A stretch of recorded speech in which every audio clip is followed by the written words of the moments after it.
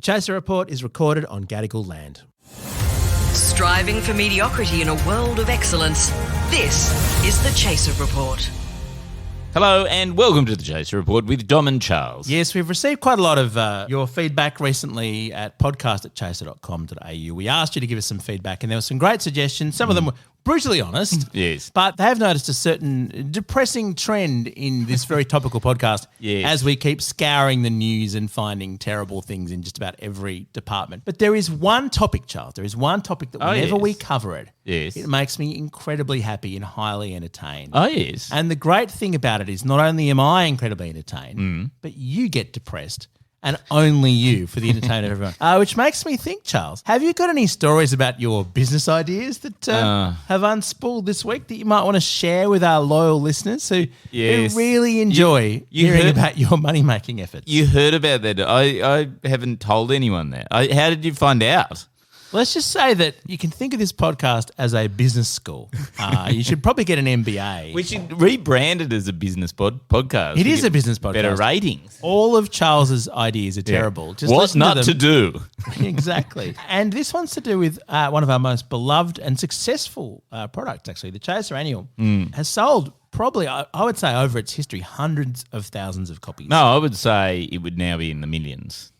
Yeah, but that's because you falsify numbers. But the true numbers would be somewhere in the hundreds of thousands, probably 200,000 or 300,000 copies. Well, since its history. Since I rebooted it in 2015, it's sold over 100,000 copies. There you go. Yeah. So it's got a great legacy, or had one at least, until this year. Why is that? We'll find out after this. So this dates back, Charles, to the first ever Chaser Annual. I think it was in 1999, the Little Red Book, we called it. The Little Red Book? Yeah, it was the 1999 Annual, but we called it the 2000 Annual with the idea that we would sell last year's news into the new year. And remember? Since then, every single time someone wants to publish it, they always say, no, but it'll seem like it's out of date. But like, no, it's the book about the year that was. So Little Red Book is in no one's read it, which was true then. Little READ. Yeah. Yeah. But we actually printed a few thousand copies of that. They did okay. I seem to remember we sent it out to subscribers, told them that was part of our obligation to them. That's right. It worked out quite well. So then the Chaser Annual grew to be a publishing phenomenon. What we did is we claimed that it was worth 2 newspapers. Remember how scummy we were? Oh, yeah. And then we refused to print issue 33. Remember that? I remember arguing with you guys about it because there were never 100 editions. Yeah. We got up to 100 editions, but the real number's 96 or something. Yeah. Because you guys insisted on skipping issues. We were just scummy. Oh, you didn't receive issue 33? Oh, yeah, that's I don't know what that happened. I blame Australia Post. Yeah, exactly. Sorry if that was you, by the way. No, well, the good news is that the actual annual this year, I think, is better than ever. Really? And you should definitely buy it. It's in bookstores as of today. Wow. It's really good. James, because it's the Shovel and Chaser Annual now. Oh, the Shovel's very good. This Yes. has been a great year for the Shovel. People keep sending me Shovel headlines. Like, have you seen this Shovel thing? It's very good. And the Chaser side's also good as well. But the thing that I did this year is, so we have to send out thousands of copies of it, right? Yeah, people buy lots of copies. And we've got our legacy subscribers, some of whom have literally been subscribers for about 20 years. Like, somebody emailed me and he'd moved to England and he said, oh, how long left do I have on my subscription? Are you serious? And I said, 8 years. There was someone who kept basically the old newspapers used to come wrapped in plastic, and there was an A4 page on them that had a credit card form, so you could send it back. This is before the internet was, anywhere. And there was one particular reader who would every single fortnight would just fill it in again because they thought their subscription had run out, and just through sheer deception, they actually. I'm sure we still owe them lots of money. Oh yeah. I think she's on about 96. Or something. I can't believe we still got those records. 96 years. How have we not phoenixed the company at this point? That's crazy. I mean, sorry, ASIC, we would never do that because we take our obligations seriously. Anyway, so what I decided this year, so usually we plastic wrap it, of course. Yes, waterproof. Because it's nice and waterproof, very energy efficient, and it's all automated as well. Like, it's very cheap to do. This year, however, I got sort of upsold by the mailing dispatch people that plastic was really very environmentally unfriendly. Yeah. And I sort of channeled Craig. I didn't talk to Craig about it, but I did sort of channel him and thought, well, what would Craig do? which Oh. I think is a good guide for life. Well, really. except that, Charles, we know Craig. We know Craig pretty well. And we know that, yes, Craig loves the planet, but he's also a cheap ass. I think he'd be genuinely conflicted between... he would be torn. Oh, I know that my whole brand has been about getting rid of plastic, but it's not technically a plastic straw. Yeah. Maybe we could get away with this. Well, the interesting thing is this year, for the first time, the paper option actually was roughly the same price as the plastic option. So you're sending it out wrapped in paper. Yes. So, this is basically envelope. just envelope. Yeah. Right? So I went, okay, yep, let's do that. Let's save the planet for once. And then it rained. Oh, dear. It's the flaw in the plan. Yeah, just one tiny Baldrick-style flaw in an otherwise perfect plan. So vast swathes of Australia, it rained in the week. Like it was about a week ago that we sent it out, and There was very heavy rain about a week ago, wasn't there? right. Yes. You're right. I remember that now, and you were thinking, it's going to be an El Nino summer. This will be fine. I continue to remember it because I have received dozens of emails complaining about having a drenched annual, like an unreadable annual. And so I think everyone wins, actually, just thinking about it. The plants get the rain. People don't have to read the annual anymore. I assume you've set up your email with an autoresponder that just says, sorry, this email address is no longer valid. Yeah, that's right, exactly. No, so I'm gonna send them out. But the question is, should I send them again in paper and pray for drought? That's what I've been telling people is I'll send Pray you for another drought. one, but pray for drought. Or should I just go the plastic option and also where's the balance? Like if I have to print more, essentially cut down more trees And you'll to lose print money. more annuals. Yeah. I hope they're recycling the sodden annuals. What do you do with that? Well, Charles, no, I think you've got to go further. I think that there's a karmic imbalance here, right? Oh, yeah. You've got to find a more environmentally destructive packaging than plastic. I don't think plastic. I think if you could somehow send them out in dolphin, Yes. so dolphin skin leather, is that a thing? If it isn't a thing, make it a thing. Or maybe some fishing netting that people Drift netting. Drift netting that people can throw into the ocean. Wrapped in a drift net. That's a Once- very good idea. Maybe Or- a nuclear waste canister. Or some of those, like, you remember those, was it milk bottle lids or something that magpies used to get their heads Oh, yes, caught in? yes. The rings around the Rings, yeah. milk bottles, yeah. Whatever happened to them? I don't know. I think all the magpies died out, didn't they? No, I think that they don't come off anymore. No, they're stuck. they're stuck. Yeah, so what else could we wrap it in? Oh, a car. Wrap it in a car, like an entire car. Yes. That would be fantastic for the environment. Anyway, so that's one thing that's happened. The other thing that happened is, I don't know whether you got his email, but we got a review. As part of our fielding feedback, which was a terrible disaster, we got some really very incisive, precise things about what we've been doing Yeah, wrong. some of it was very thoughtful in a way that made it Yeah. hard to dismiss it. Let's find out what they said after this. The Chaser Report. Now with extra whispers. One guy, Graham Orr, wrote in, and he had a slightly different approach that it's not so much our fault. I don't know whether you read this one, Dom, but he's saying that actually he suspects that it's actually the audience's fault. Yes, that's Have you that seen- makes it easier. I do remember that one. Yeah. That makes it easier in terms of us not needing to do anything different. Yes, because what he's saying is clearly the advertisers that we attract show that our audiences are idiots, right? That it's sort of well, I'll just read it out. Just read it out, You know, I don't want to impugn any of our wonderful sponsors. But according to the algorithm that places ads, we are consumerists impressed by Amazon reviews suffering from mental health problems, which Both big advertisers who we appreciate enormously, by the way. which may explain why we are gullible enough to believe in renewable gas. What's wrong with renewable gas? Gas has always been renewable, hasn't it? Yeah, you just yeah, have to you- wait for enough millions of years for Yeah. the plant matter to compress back into gas. Kill the dinosaurs, wait 200 million years. Just and, on that, we have actually told our podcast ad people no more renewable gas.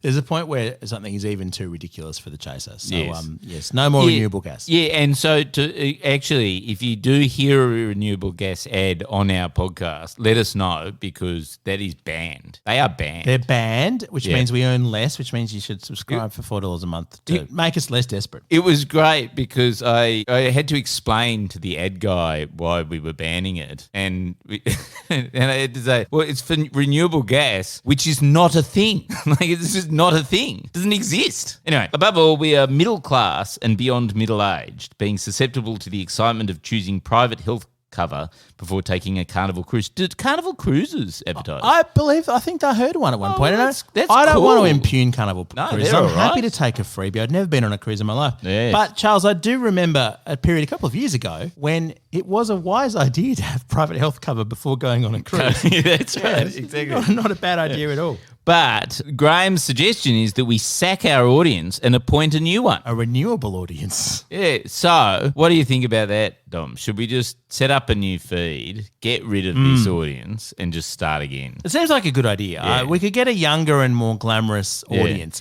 Because I think that the assumption seems to be that our audience are as kind of washed up and middle-aged as we are, Charles. Yeah, Which is, given those live editions we did on Zoom, yeah, that tracks. That tracks well. But I think also it's like I want to attract an audience that when you say, give us some feedback, they just say really nice things. And not smart-ass things. yeah. And also not really incisive, sort of quite painfully true things. Yeah, there's quite a lot of smart people who've given us feedback. Yeah. I mean, look at this way he starts his email. Yeah. It just, and by the way, this person's clearly an academic, like clearly a very smart person. 5 stars, brackets, for real, and not a reference to the risible Italian political movement. And I was like, oh, yes, I definitely got that reference.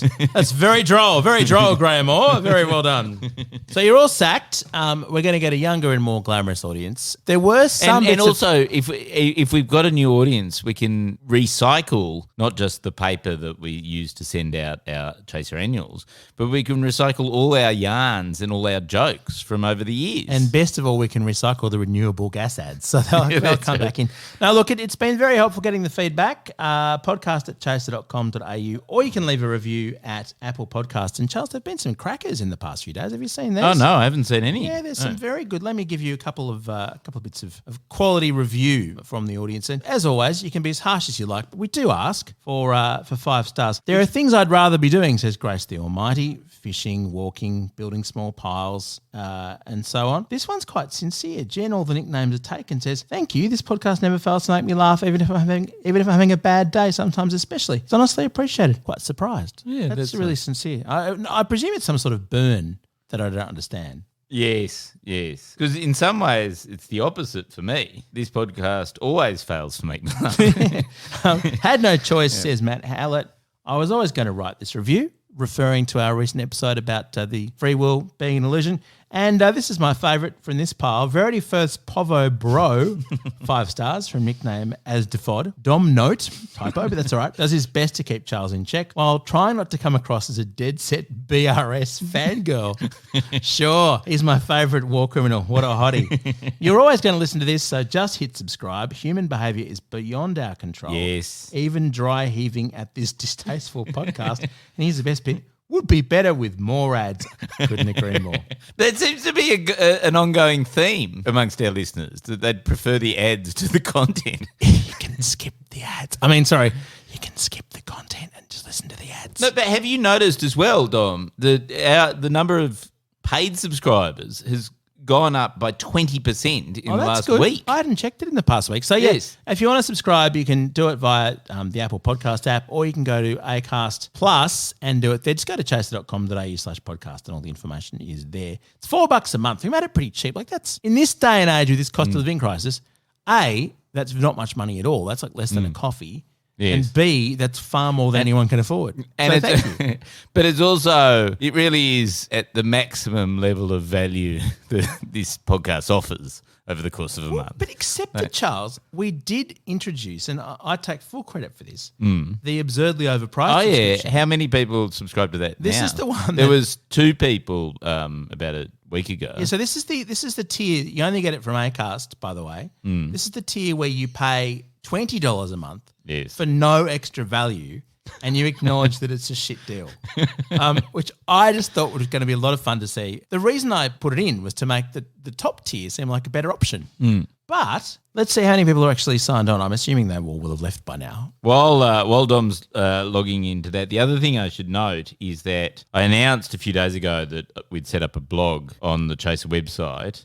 We had, but it didn't work properly because it actually broke the template. So Outstanding. It will actually exist, but it doesn't quite exist quite yet. So it's sort of like the quantum computing of blogs. Well, it currently exists and doesn't exist. So Yeah. no, there are still 2 people who presumably put their credit card details in to see if it was real, Yes. and then someone's been forgot about it. subscribing since April. See, that's good. That's proper money. That's a lot of money. Yeah. I feel bad now. So the other one's been subscribing since March. Like, are these people so rich that they don't check their credit card statements? 'Cause I love it. Just to be clear, there's no extra benefit except being able to say that you overpay for the Chaser report. If that's something you want to say, give us subscriber number 3. So big shout out to those 2. They're fine people. We should send them a thank you email, Charles. Actually, Yes. no, we shouldn't, because then they'll realise that they're overpaying. They've paid more than $100. Okay, we're going to definitely send them an email. Send them a copy of the Chaser Annual. No. It's wet. Get one of the wet ones and forward it to them. Okay. Yeah. Our gear is from Rode. We're part of the Iconoclast network, and have a good weekend. I just love that you sent them out in paper, forgetting the reason why things are wrapped in plastic. Well, I always try and copy what the Monthly do because I think they're a really well-run company. And then I got a copy of the Monthly just yesterday, and it's in plastic. I thought they would be environmental. Charles, just again, the reason the Monthly exists is because it's run by a benevolent multimillionaire. So unless you can find one of those. Well, we've got 2 $20 subscribers. That'll do. yeah, if you want to buy the Chaser, by the way, just it's fine. Just podcast at chaser.com.au. Just, it's not that expensive. Yeah, $20. Plus full legal liability.